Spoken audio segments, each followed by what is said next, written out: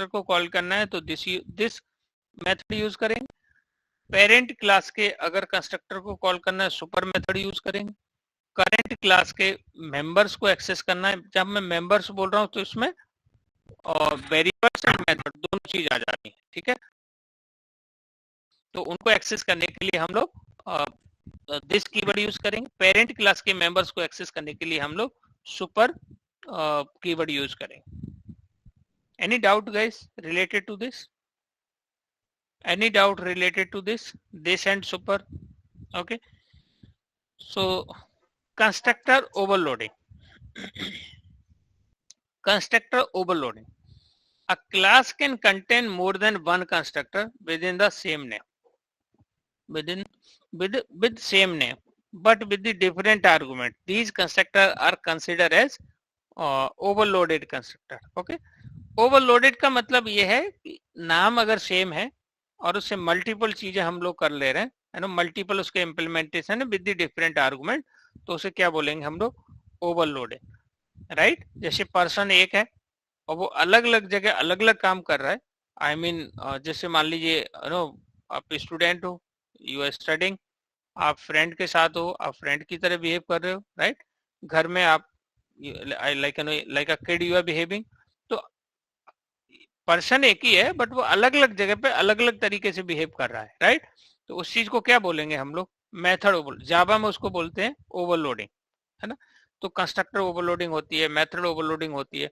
तो अ class can contain, क्या एक क्लास के अंदर एक से ज्यादा हम लोग कंस्ट्रक्टर क्रिएट कर सकते हैं with the different argument? The answer is yes, we can do that. A class can contain more than one constructor with the same name but with the different argument. बहुत important है, different argument, लेकिन उनके argument क्या होने चाहिए? Different होने चाहिए। And these constructor are consider as overloaded constructor. इनको क्या बोलेंगे हम लोग? Overloaded constructor. जैसे for example let me try to tell you one thing यहाँ पे। okay, so what I can take here, let me tell you कि मैंने यहाँ पे कुछ है ना int id और string name दो प्रॉपर्टी ले ली मैंने। एंड नाउ मैं यहाँ पे कंस्ट्रक्टर बना रहा हूँ test I am creating here constructor. तो एक मैंने यहाँ पे 0 पैरम कंस्ट्रक्टर बनाया। नाउ टेस्ट एक मैं यहाँ पे है ना इंट id 1 पैरामीटर कंस्ट्रक्टर बना रहा हूँ, ठीक है गाइस। और यहाँ पे लिखूंगा this dot id equal to id। और मैं क्या कर सकता हूँ यहाँ पे, let me try to create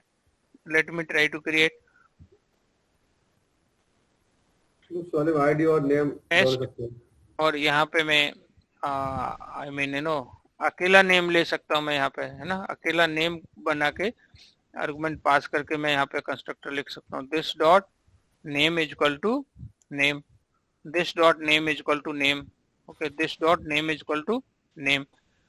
plus मैं यहाँ पे दोनों चीजें ला सकता हूँ, यहाँ पे ना दोनों ले सकता हूँ इसमें, इंट id है ना, स्ट्रिंग नेम एंड बोथ मैं पास करके यहाँ पे कर सकता हूँ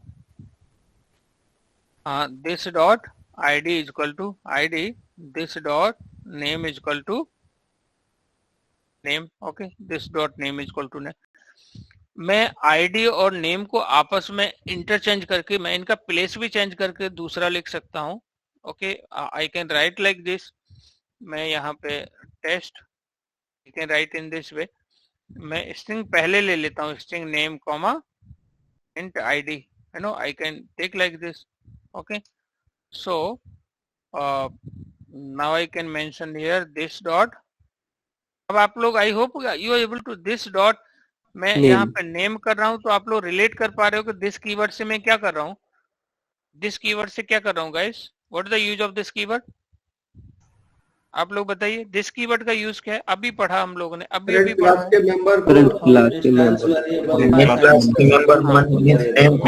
है। मेंबर में दो चीज आती है, मेथड एंड वेरिएबल। अभी क्या एक्सेस कर रहे हैं? Variable, right. तो देखो मैं उसको यहाँ पे यूज कर रहा हूँ। दिस डॉट नेम अगर मैं यहाँ लिख रहा हूँ तो डोंट सरप्राइज, ये वाला नेम को मैं कंस्ट्रक्टर के अंदर लिख रहा हूं तो इसलिए मैंने इसको यूज किया दिस डॉट नेम। ओके, तो this dot name is equal to name, और मैं क्या लिखूंगा यहाँ पे, this dot ID is equal to ID. Okay,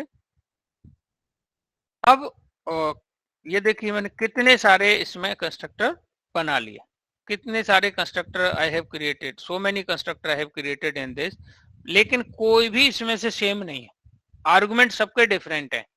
okay, argument सबके डिफरेंट है। अगर मैं सेम आर्गुमेंट से बनाना चाहूंगा I can not do that. जैसे फॉर एग्जांपल मैंने यहाँ पे लिख दिया this dot this, sorry not this, मैंने लिखा इंट आईडी। ओके गाइज, आप लोग बता सकते हो ये क्यों दे रहा है एरर, यहाँ पे क्यों दे रहा है एरर?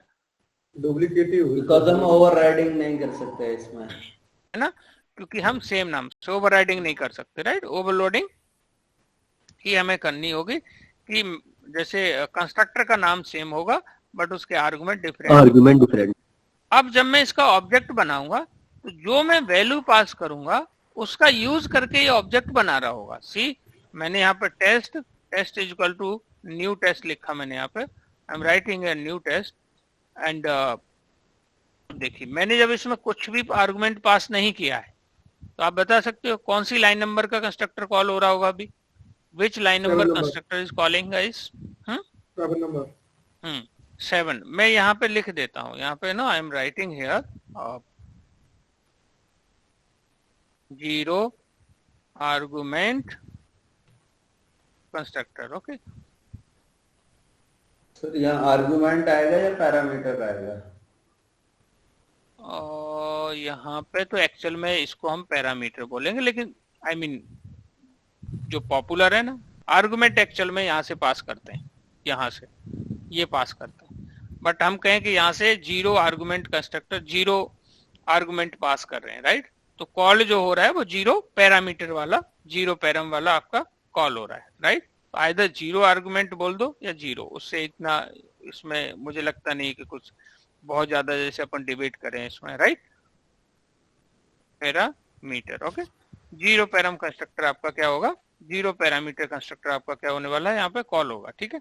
आप बताइए। सो ये मैं जैसे इसको रन करूंगा, when I will run it so this is going to print. देखिए जैसे ही मैंने इसको कॉल किया और ये क्या हो गया, यहाँ पे कॉल हो गया। सी, जैसे ही मैंने इस कंस्ट्रक्टर को इसको एग्जीक्यूट किया और ये आपका 0 पैरम कंस्ट्रक्टर वाला, 0 पैरामीटर कंस्ट्रक्टर वाला कंस्ट्रक्टर क्या हो गया, कॉल हो गया।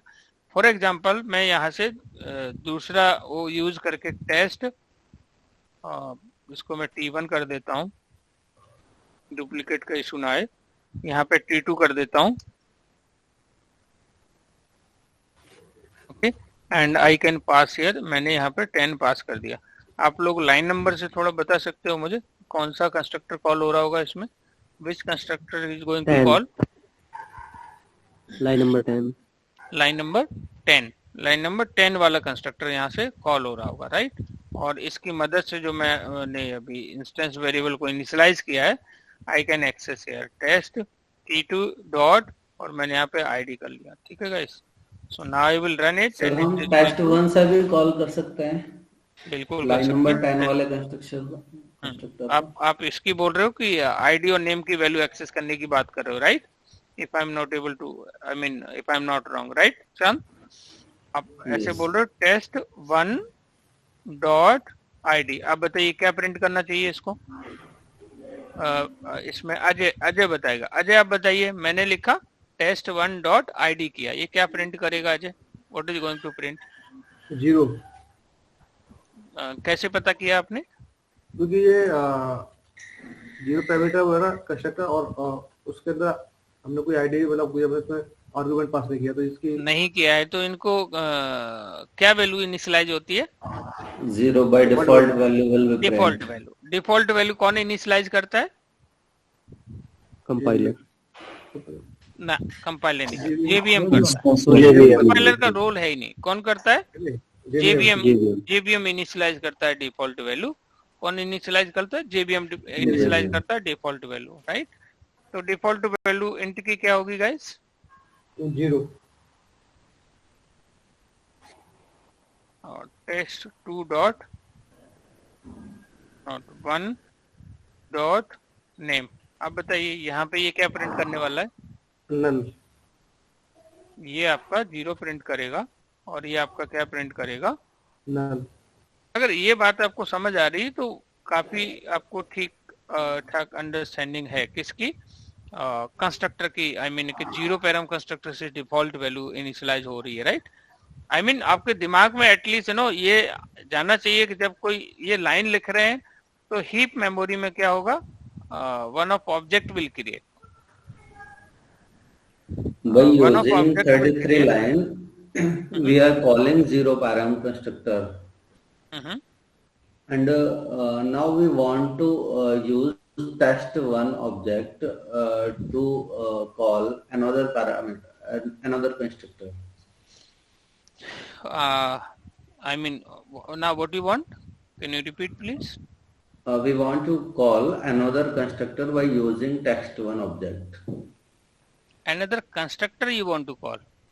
Yes. Test one, through the test one. Yes. Constructor हम कैसे कॉल कर लेंगे टेस्ट वन से? टेस्ट वन से, टेस्ट वन के अंदर एक्चुअल में क्या है, ये जो ऑब्जेक्ट क्रिएट हुआ है इसका रेफरेंस है, राइट? टेस्ट वन के अंदर क्या है, ध्यान से समझना आप लोग, ये जो ऑब्जेक्ट क्रिएट हुआ है इसका रेफरेंस है, it is holding the reference, ये इसका रेफरेंस को होल्ड कर रहा है टेस्ट वन। तो जो इसके अंदर होगा हम उसी को कर सकते हैं। तो इसके अंदर आईडी की वैल्यू क्या आई होगी यहाँ पे 0, नेम की वैल्यू क्या आ गई होगी यहाँ पे नल। तो इसमें हम वैल्यू सेट कर सकते हैं, गेट कर सकते हैं, और इससे वैल्यू हम इसमें फैच कर सकते हैं, इसमें कुछ वैल्यू हम इंसर्ट कर सकते हैं।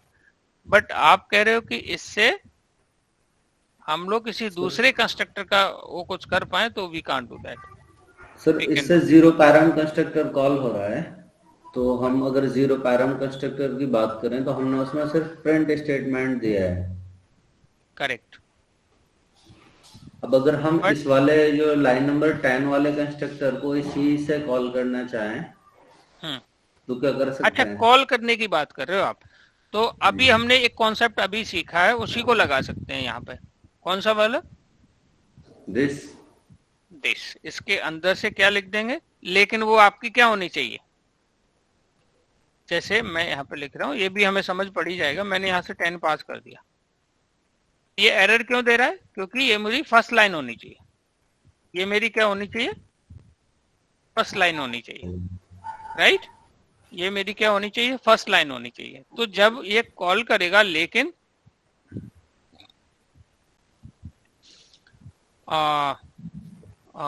टेस्ट कॉल हुआ, टेस्ट के अंदर से जीरो पैराम कंस्ट्रक्टर कॉल हो गया, जीरो पैराम कंस्ट्रक्टर कॉल हो गया। But let me try to access, लेकिन इसमें आईडी की जो वैल्यू है वो इसकी 0 ही आनी चाहिए फॉर दी टाइमिंग, क्योंकि आप किसके रेफरेंस से हम इसको फेच कर रहे हैं, इसकी 0 ही आनी चाहिए, क्योंकि उसको हमने किसी में हमने वो नहीं कराया ना, रेफरेंस नहीं कराया, नहीं, इसकी वैल्यू इसने 10 कर दी, लेकिन ये स्पेस क्या वहीं ले रहा है, is it taking the space, this dot ID. इसका मतलब ये सर टेक्स्ट वन में स्पेस ले रहा है और उसने आईडी क्रिएट कर दी वहां। हाँ, लेकिन इसमें एक चीज यहाँ पे क्या हो रही है, एक और ऑब्जेक्ट बना होगा, किससे बना होगा, the object created through the parameter constructor, object create through the parameter constructor. But इसका मेमोरी स्ट्रक्चर क्या होगा, that actually I am imaging कि मेमोरी स्ट्रक्चर क्या होगा, कि एज पर दिस अगर हम इस रेफरेंस से एक, उसमें तो एक ही रेफरेंस इसको होल्ड करना चाहिए, this should hold only one reference. तो क्या ये इस 0 को ही रिप्लेस कर रहा है इसी हीप के अंदर, क्या ये 0 को ही रिप्लेस कर रहा है इस हीप के अंदर? किससे रिप्लेस कर दे रहा है, 10 से रिप्लेस कर दे रहा है, replacing with the 10।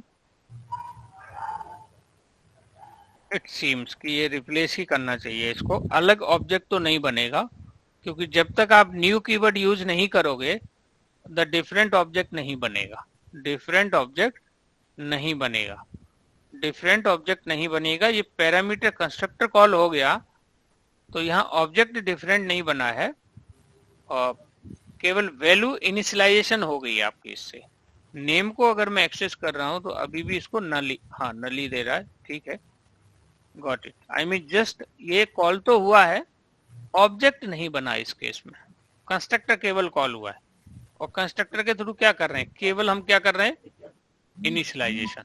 Okay, but ये मेमोरी में नया ऑब्जेक्ट नहीं बनेगा, न्यू तो ऑब्जेक्ट फिर क्रिएट हम नहीं होगा। सर उसी ऑब्जेक्ट से हम दूसरे कंस्ट्रक्टर को भी कॉल कर सकते हैं। उसके हाँ कंस्ट्रक्टर को कॉल कर अभी तो सकते हम हैं, कंस्ट्रक्टर के थ्रू कंस्ट्रक्टर को कॉल कर रहे हैं कर रहे हैं, indirectly, correct correct but correct. Direct object के थ्रू भी कॉल कर सकते हैं। नहीं, ऑब्जेक्ट के थ्रू हम कंस्ट्रक्टर को कॉल नहीं कर सकते। ऑब्जेक्ट के थ्रू कहाँ करते हैं, ऑब्जेक्ट के थ्रू तो हम प्रॉपर्टी रेफरेंस वेरिएबल के थ्रू तो हम प्रॉपर्टी एक्सेस करते हैं, राइट, उसके मेथड को कॉल करते हैं, उसके वेरिएबल को कॉल करते हैं। कंस्ट्रक्टर को तो वो अपने आप में इंडिपेंडेंट है, न्यू कीवर्ड आप जैसे ही लगाओगे वो कंस्ट्रक्टर कॉल हो जाएगा, राइट, वो कंस्ट्रक्टर कॉल हो जाएगा। लेकिन कंस्ट्रक्टर का दो यूज है, आपको यहाँ पे समझना होगा। एक होता है कि मेमोरी में स्पेस क्रिएट करना, दूसरा यूज होता है कि उसके इंस्टेंस वेरिएबल को वैल्यू इनिशियलाइज करना, करेक्ट। तो अगर कंस्ट्रक्टर कॉल कर रहे हैं इसका मतलब ये नहीं कि उसका ऑब्जेक्ट क्रिएट हो ही जाएगा, राइट। तो यहाँ पे हमने कंस्ट्रक्टर तो कॉल किया है इसके अंदर से, इस केस में ऑब्जेक्ट नया नहीं बन रहा है, ऑब्जेक्ट न्यू नहीं बन रहा है, लेकिन क्या हो रहा है, इस आईडी को वैल्यू क्या हो जा रही है, इनिशियलाइज हो जा रही है। ये 10 गया होगा इस आईडी के अंदर, इस आईडी से चला गया इस आईडी के अंदर, तो जो चेंजेज हुआ है वो इसी ऑब्जेक्ट में हुआ है, नया ऑब्जेक्ट नहीं बना। That actually I was thinking कि इसका इंटरनल स्ट्रक्चर क्या होना चाहिए, राइट, क्योंकि एक रेफरेंस वेरिएबल एक बार में एक ही एड्रेस होल्ड कर पाएगा, दो तो होल्ड कर नहीं सकता, राइट। अगर इसका नया ऑब्जेक्ट बन रहा होता तो फिर इसका डिफरेंट एड्रेस हो जाता, तो डिफरेंट एड्रेस हो जाता तो फिर आई मीन इसको कैसे एक्सेस करते हैं हम लोग, राइट। तो ये ऑब्जेक्ट हमेशा किससे बनेगा, object always create through the new keyword, हमेशा ऑब्जेक्ट बनेगा न्यू कीवर्ड से। अगर आप कंस्ट्रक्टर के अंदर से कंस्ट्रक्टर को कॉल कर रहे हो तो आपका इनिशियलाइजेशन होगा। इसलिए हमें क्या समझ पड़ा, इसमें हमें क्या समझ आया कि कंस्ट्रक्टर के अपने आप में टू यूज है ना। अगर उसको कॉल करते समय उसमें न्यू कीवर्ड लगाएंगे ऑब्जेक्ट क्रिएट होगा, राइट, और जहां उसका इम्प्लीमेंटेशन है उसके थ्रू क्या होगा, उसको वैल्यू, उसके इंस्टेंस वेरिएबल को वैल्यू क्या हो जाएगी, इनिशियलाइज हो जाएगी। What it guys, so let me share this program with you.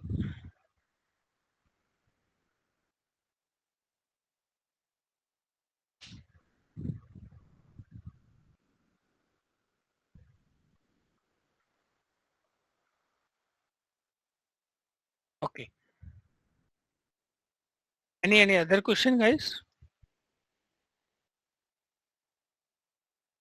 So constructor overloaded. I mean, overloading. Constructor overloading. So a class sir can एक बार contain. प्रोग्राम पे आना जो अभी हमने आईडी में बनाया है। हाँ सर एक लाइन लिखना, टेस्ट T1, ये test 1 is equal to new test.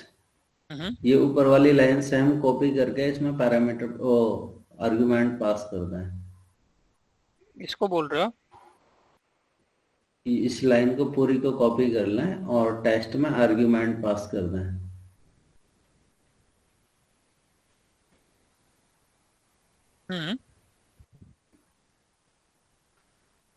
Sir गलत हो गया ये पुराना काट दीजिए।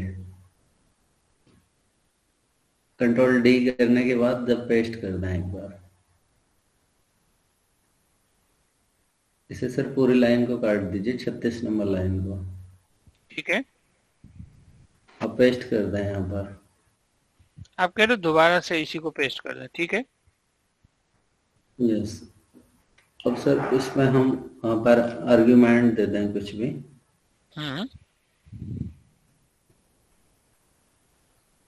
अब ये कॉल नहीं होगा कंस्ट्रक्टर ये वाला जो पैरामीटराइज्ड कंस्ट्रक्टर बनाया एक है। तो रेफरेंस डुप्लीकेट नहीं ले सकते, है ना, इसका थोड़ा सा हमें ये पता होना चाहिए, राइट। रेफरेंस डुप्लीकेट नहीं ले सकते। दूसरा, इस केस में कौन सा कॉल होगा? 100 पास किया है मैंने, तो कौन सा कंस्ट्रक्टर कॉल होगा इस केस में? ये आईडी लाइन नंबर 11। ओके। तो जो आप वैल्यू पास करोगे उससे डिसाइड होगा, जो आप पैरामीटर आर्गुमेंट पास करोगे यहाँ से, उससे डिसाइड होगा कि कौन सा कंस्ट्रक्टर कॉल होना चाहिए। एक्चुअली सर हम मेमोरी में ना एक ही ऑब्जेक्ट क्रिएट करना चाह रहे हैं, और एक ही ऑब्जेक्ट क्रिएट करने के बाद दो कंस्ट्रक्टर को यहीं से डायरेक्टली जो है कॉल कंस्ट्रक्टर न्यू कीवर्ड से अगर आप क्रिएट कर रहे हो तो मेमोरी एक नहीं बनेगी, उसमें एक से ज्यादा मेमोरी क्रिएट होंगे। जितनी बार आप न्यू करोगे, इसको छोड़ दो। अब मैं इसमें कुछ भी ना पास करूं ना, अभी भी यहाँ पे दो ऑब्जेक्ट क्रिएट हो गए। ये अगर अलग हो गया, ये डिफरेंट हो गया। This is different and this is different. जितने नंबर ऑफ टाइम्स आप न्यू कीवर्ड कंस्ट्रक्टर से पहले आप लगाओगे, उस केस में नया ऑब्जेक्ट ही बनेगा।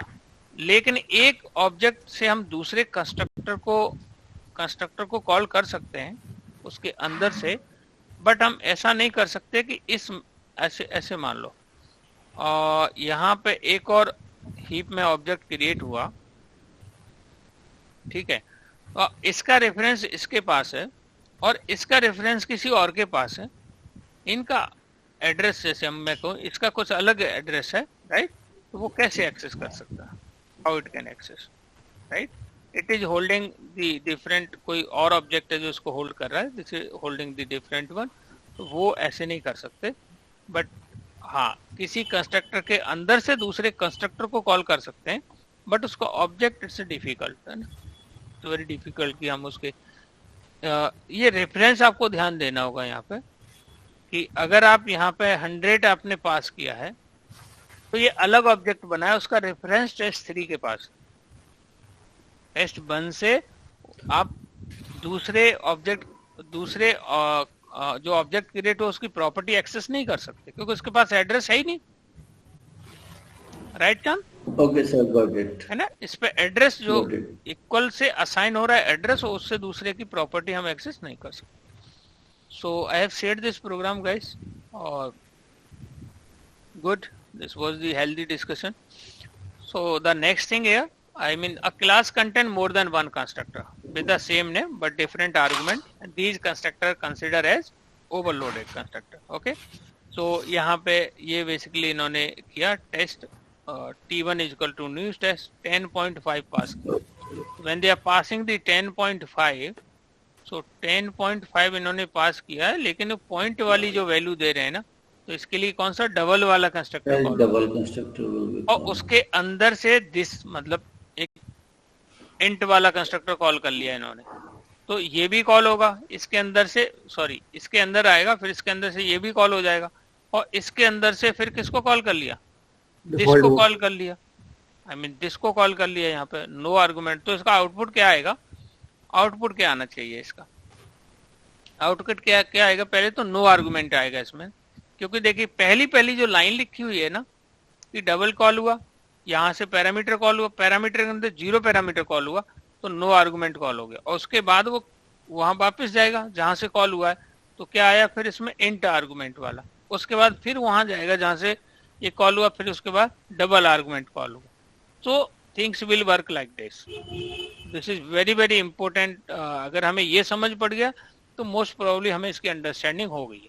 Okay sir, 2 bar this method लिख सकते हैं कि हम एक, हाँ, कितने बार भी लिखो, उससे कोई दिक्कत नहीं। आप मेन ये है कि आप जैसे ना एक दूसरे को आपस में कॉल नहीं कर सकते।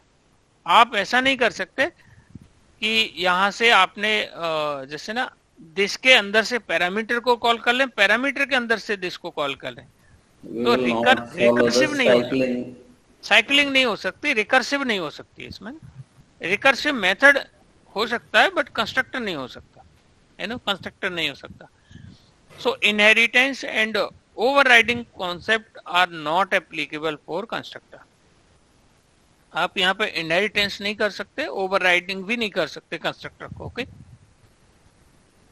Every class in Java including abstract class also contain constructor. तो जावा की हर एक क्लास के अंदर कंस्ट्रक्टर होता है, क्रिएट कर सकते हैं. एब्स्ट्रैक्ट का भी आप कंस्ट्रक्टर क्रिएट कर सकते हैं हम लोग, but interface can't have the constructor. Okay. Interface का कभी भी कंस्ट्रक्टर नहीं बना सकते हम लोग. Class test.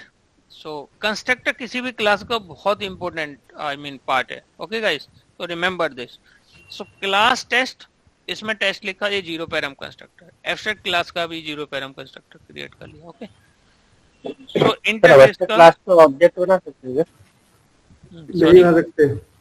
नहीं, ऑब्जेक्ट नहीं बना सकते तो Interface में कैसे नहीं कॉल होगा फिर उसका? इसके अंदर से. जो क्लास इस टेस्ट को एक्सटेंड कर रही होगी, एब्स्ट्रैक्ट क्लास, तो ऑब्वियसली उसकी कोई चाइल्ड क्लास बनाएंगे हम, राइट. एब्स्ट्रैक्ट की जब चाइल्ड बनाओगे तो चाइल्ड के अंदर से सुपर का आप अगर कॉल नहीं कर रहोगे तो वो डिफॉल्ट कॉल हो रहा होगा, है ना. पहली लाइन जो थी ना उसमें वो सुपर की, इससे पहले जो डिस्कशन था वो इसी के लिए था.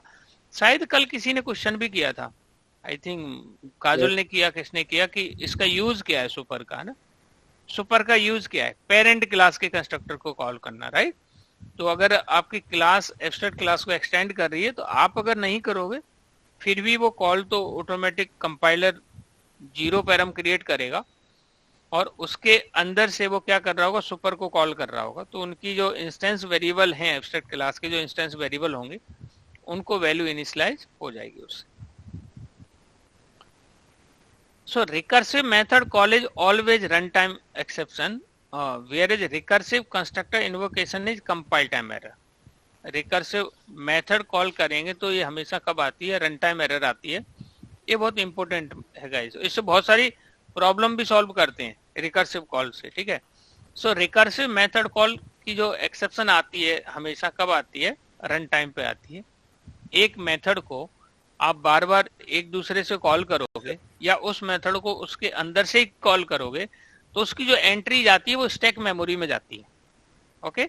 उसकी जो एंट्री जाती है वो स्टैक मेमोरी में जाती है. जैसे हम यहाँ पे देखें कि पब्लिक वॉइड M1 हुआ, M1 के अंदर से M2 को कॉल कर लिया, M2 के अंदर से M1 को कॉल कर लिया. तो एक दूसरे को कॉल करते रहेंगे और स्टैक मेमोरी में इनकी एंट्री जाती रहेगी. एक टाइम आएगा कि स्टैक क्या हो जाएगा? फिल हो जाएगा.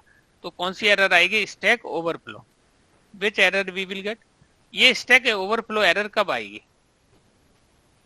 तो this will come at RE का मतलब क्या है? Run time, right guys. RE का मतलब क्या है? रन टाइम पे ये एरर आ जाएगी, स्टैक ओवरफ्लो. जब आप एक मेथड को, या मैं कंस्ट्रक्टर नहीं बोल रहा हूं, मेथड को एक दूसरे को कॉल कर रहे हैं तो ये रन टाइम पे एरर आएगी, स्टैक ओवरफ्लो. कंस्ट्रक्टर के केस में ये कंपाइल टाइम पे एरर दे देता है आपका कि recursive constructor invocation is not applicable. So remember this. तो ये सिचुएशन सिनेरियो हम क्रिएट करते हैं, है नो. We try to create this scenario, then we will see it. Okay. So recursive method demo. Why it's giving the error?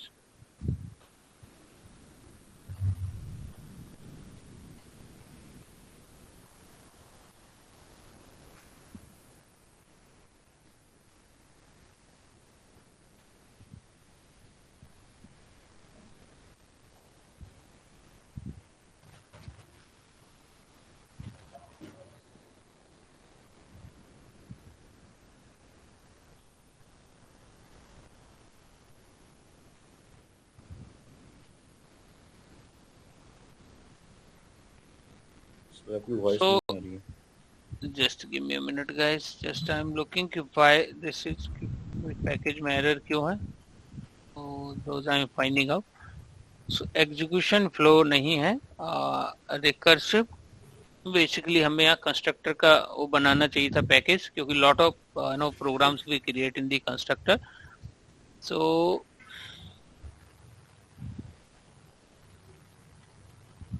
let me create here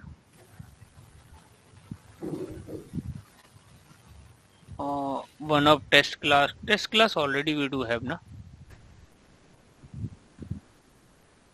test class already I do have, but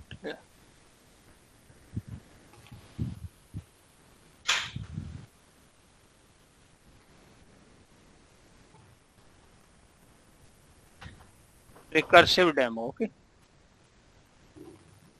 I'm creating one recursive demo. Okay, so let me create here two method, दो method बना रहा हूँ, public static void m1. Okay, I'm just calling m1 method. Okay, I'm calling here m1 method. Okay, और m1 के अंदर से मैं call कर ले रहा हूँ m2 को, और m2 की बॉडी में यहां देता हूं पब्लिक स्टैटिक वॉइड m2, और m2 के अंदर से मैं कॉल कर लेता हूं किसको, m1 को. ओके, अब इनकी स्टोरी कहां से शुरू करते हैं, यहां से मान लीजिए मैं दोनों में से किसी को भी कॉल कर लूं.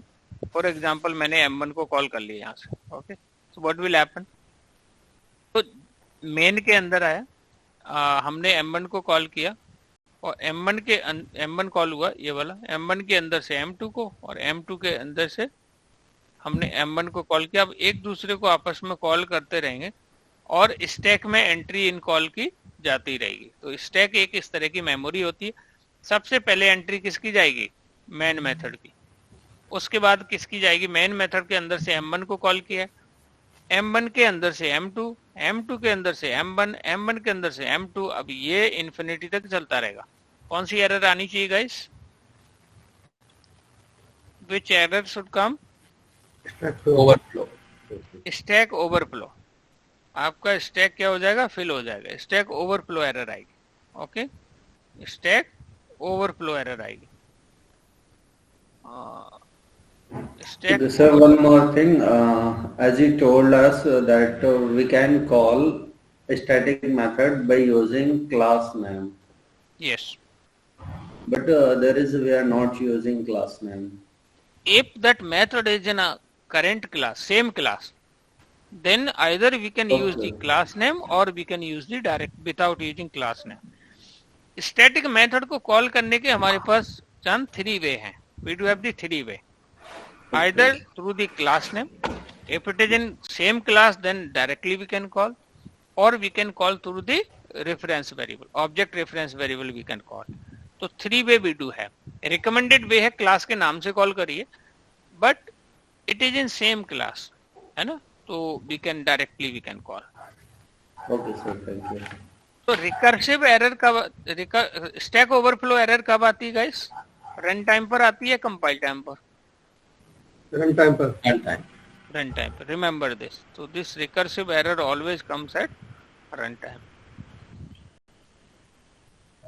एंड अगर आप इसमें कंस्ट्रक्टर आप नहीं कर सकते, ये कंपाइल टाइम पे एरर दे देगा कि कंस्ट्रक्टर में आप एक दूसरे को आपस में कॉल नहीं कर सकते. कि इन्होंने देखो यहाँ पर टेस्ट के अंदर से जीरो पैरम कंस्ट्रक्टर से पैरामीटर कंस्ट्रक्टर कॉल किया, पैरामीटर के अंदर से जीरो पैरम कॉल किया, तो दिस इज नॉट पॉसिबल. ये कंपाइल टाइम पे ही एरर दे देगा. Recursive constructor invocation not allowed. Okay, case 2, class C extend P. I mean this is a perfect. Okay, but what we are doing here, P के अंदर का zero param constructor है, तो this will also work. But the problem is parent is contain some parameter constructor. Child के अंदर we are not giving any constructor. Why it's giving the error, guys? You need to think about this.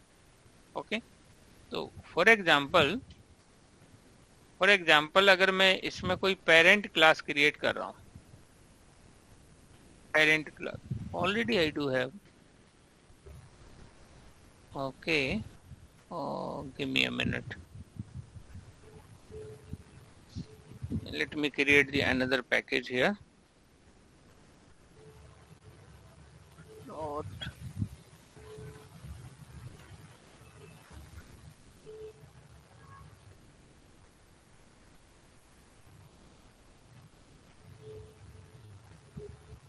सो इसके अंदर मैं एक parent class बना रहा हूँ guys, creating one parent class, okay, and here I am creating one child class. Here I am creating one child class. क्या अभी इसको child कह सकते हैं? Can we call it child? No sir. No sir. Guys, अभी कह सकते हैं कि ये child है? कह सकते नहीं कह सकते। No ऑब्जेक्ट क्लास इसको की चाइल्ड child- कह सकते हैं। इसको तभी child करेंगे जब ये तभी किसी को कहेंगे extend जब ये extend कर रही होगी। इसको किसी पेरेंट को एक्सटेंड करेगी तभी इसको चाइल्ड करेंगे। आप लोग नाम पे नहीं जाना है, you have to understand the concept, okay, you have to understand the object class की चाइल्ड तो कह सकते हैं ना। ऑब्जेक्ट की चाइल्ड कह सकते हो, फिर तो किसी को भी कह सकते हो ना, फिर तो इस पेरेंट को भी आप कह सकते हो कि ये भी क्या है, चाइल्ड है, राइट। तो just my context was to saying, intention was to saying कि नाम पे मत जाना, है ना, रिलेशन एक्चुअली स्टेब्लिश हो then only we can say, okay. तो अब देखिए इसके अंदर अभी जब इसको कंपाइल करेंगे तो 0 पैरम कंस्ट्रक्टर क्रिएट हो जाएगा, इसका भी 0 पैरम कंस्ट्रक्टर क्रिएट हो जाएगा। तो केस 1 हमारा समझ पड़ गया कि ये परफेक्ट है, काम करता है, नो प्रॉब्लम। अब अगर पेरेंट में मैं कोई यहाँ पे पैरामीटर कंस्ट्रक्टर लिख देता हूँ,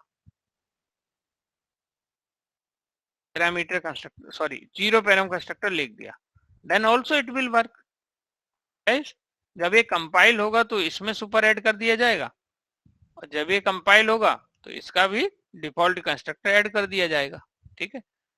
प्रॉब्लम कब क्रिएट होगी, थर्ड केस में, कि आपने पेरेंट के अंदर कोई पैरामीटर कंस्ट्रक्टर ले लिया,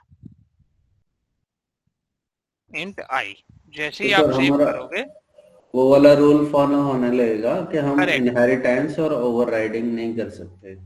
नहीं नहीं नहीं, इसमें जो रूल हो रहा है वो अभी हम लोगों ने इसकी स्टोरी कवर की कि पेरेंट के अंदर क्या है, पैरामीटर कंस्ट्रक्टर, चाइल्ड के अंदर कंपाइलर क्या बनाएगा, डिफॉल्ट क्या बनाएगा, 0 पैरम कंस्ट्रक्टर। Default constructor. तो 0 से इसे ऑब्जेक्शन नहीं है। प्रॉब्लम यहां हुई कि इसके अंदर से जो लाइन होगी ऊपर वाली, वो भी 0 वाली जनरेट करेगा। जब ये 0 वाला करेगा तो उसकी क्या हो रही है, इनकम्पेटेबिलिटी। पेरेंट के अंदर तो 0 है ही नहीं। एक बार आपने कोई पैरामीटर कंस्ट्रक्टर बना दिया तो फिर कंपाइलर तो जनरेट करने वाला है नहीं इसके लिए 0, और इसका एक ही है पैरामीटर। तो ये जब ये करता होगा तो इसको डिफॉल्ट यहाँ पे, अब जब यहां से अगर आप 10 पास कर दोगे then it will work. Yes Chand समझ आया कि हमें ये क्यों एरर दे क्यों रहा था। एरर इसलिए ये दे रहा है, आप इसको समझो, इसकी फीलिंग समझो। जब ये क्या करेगा, हम कुछ भी नहीं कर रहे हैं, we are not doing anything, तो कंपाइलर इसको कंपाइल करेगा और इसके पैरेलल में वो क्या करेगा, एक कोड जनरेट करेगा। कोड क्या होगा, डिफॉल्ट कंस्ट्रक्टर। डिफॉल्ट के अंदर से पहली लाइन किसका वो कॉल कर रहा होगा, सुपर। पर कुछ ऐसे ये लिखेगा, और सुपर से भी, सुपर के डिफॉल्ट किसको ये कॉल कर रहा होगा, उसके भी 0 पैरम कंस्ट्रक्टर कोई कॉल कर रहा होगा। अब वो ऊपर देखेगा कि इसमें 0 है ही नहीं, और इसके लिए डिफॉल्ट इसलिए जनरेट नहीं करेगा क्योंकि हमने बना दिया है। हम अगर बना देंगे तो ये हमसे गुस्सा ही हो जाता है, फिर नहीं बनाता कंपाइलर, राइट। तो यहाँ पे इनकम्पेटिबिलिटी आ गई। तो अब यहाँ पे हमें मैनुअली क्या करना होगा, we have to give like this, but it, ये थर्ड केस समझना बहुत जरूरी है, इनमें तो ऐसा कुछ है नहीं, ठीक है। बट फिर भी हमें पता लगना चाहिए, जब ये लिख रहे हैं तो इसका कंपाइल होने के बाद कोड का वर्जन क्या होगा। जब ये लिख रहे हैं तो कंपाइल होने के बाद इस कोड का कोड कैसे आएगा, कंपाइल होने के बाद कैसे कोड दिखेगा, वो हमें हमारे दिमाग में आना चाहिए। जब ऐसा लिखेंगे तो यही कोड कंपाइल होगा तब क्या होगा, तो कंपाइल जब आप ऐसे सोचोगे ना एक्चुअल में, तब हमें समझ पड़ता है।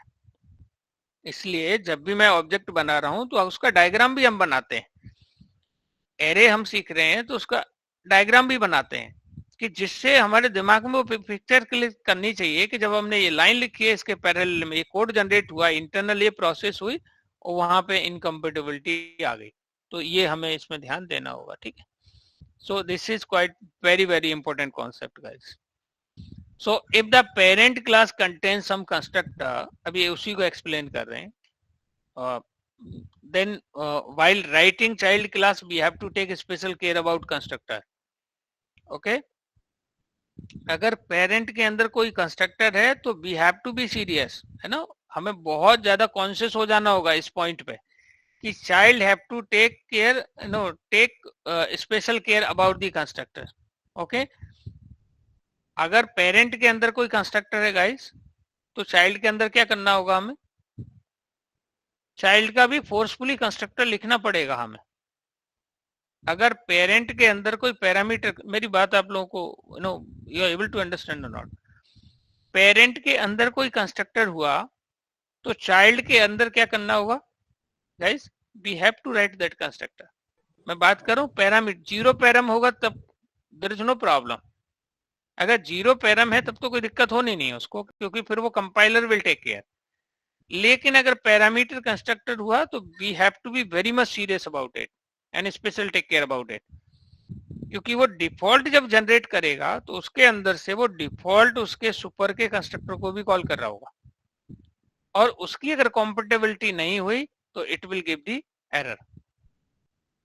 पेरेंट चाइल्ड के रिलेशनशिप में this point is very very important कि if the parent class contains some constructor then while writing child class we have to special take care about that constructor. Whenever we are writing any argument constructor in argument construct, it is highly recommended to write no argument constructor also. इस एरर से कैसे बच सकते हैं हम लोग, how we can save, child को हम नहीं छेड़ना चाहते लेकिन मैं चाहता हूँ ये मेरी प्रॉब्लम है वो इसी से सॉल्व हो जाए। आप लोग आइडिया दो, अगर सेकंड पॉइंट समझ के आपको क्या समझ पड़ा, मुझे ये इसी से सॉल्व करनी है, I want to solve from the parent only. How I can solve, guys? Zero parameter concept भी बनाना पड़ेगा, लिखना पड़ेगा। Absolutely, बहुत सही पवन। तो इससे क्या होगा, ये पॉइंट ये क्या बोलता है कि कोई भी अगर आप पैरामीटर कंस्ट्रक्टर बना रहे हो तो रिकमेंडेड वे क्या है, रिकमेंडेड वे क्या है कि आपको उसमें जीरो पैरम भी बनाइए आप। इससे बेनिफिट क्या हुआ, इससे बेनिफिट ये होगा कि इसने जब डिफॉल्ट जनरेट किया होगा, डिफॉल्ट क्या जनरेट किया होगा, चाइल्ड कंस्ट्रक्टर इसने जनरेट किया होगा, इसके अंदर से सुपर को कॉल कर रहा होगा तो अब कौन सा कॉल हो जाएगा, कोई दिक्कत ही नहीं है, जीरो वाला कॉल हो जाएगा। ओके, ये अगर समझ पड़ गया तो हमारे काफी सारे कॉन्सेप्ट कंस्ट्रक्टर के अंदर हमारे सॉल्व हो जाते हैं।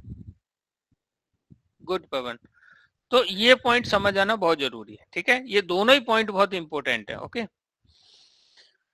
द थर्ड केस क्या है, if the parent class constructor throw some checked exception, parent class के कंस्ट्रक्टर ने मान लीजिए कोई चेक्ड एक्सेप्शन थ्रो कर दी, तो चाइल्ड को भी क्या थ्रो करनी चाहिए guys, child also should throw, child को क्या करनी चाहिए, same checked exception. If parent class constructor throw some checked exception, इस ये रूल सारे चेक्ड के लिए हैं, चेक्ड के लिए नहीं है, ठीक है।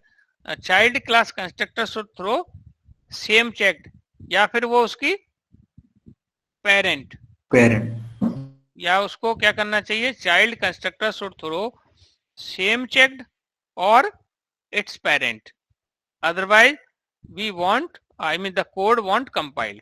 बहुत इंपॉर्टेंट है ये, मेथड के लिए भी आपको क्या है ये चेक्ड एक्सेप्शन, ये एक्सेप्शन हैंडलिंग में सीखेंगे हम लोग। कंपाइलर जिसको चेक कर ले, जिसको कंपाइलर जिस एक्सेप्शन को चेक कर ले, तो एक्सेप्शन पे I think file not dot exception is also check exception, I exception भी चेक एक्सेप्शन है। Correct guys. ओके, तो हम लोग इसमें एक्सेप्शन का थोड़ा सा, जैसे ना एक्सेप्शन का, अब हम लोग इसको है ना अभी थोड़ा सा इसका बैकग्राउंड समझेंगे एक्सेप्शन का, और फिर हम इसकी बात करेंगे कि ये एक्सेप्शन का मसला है क्या, प्रॉब्लम क्या है, एक्सेप्शन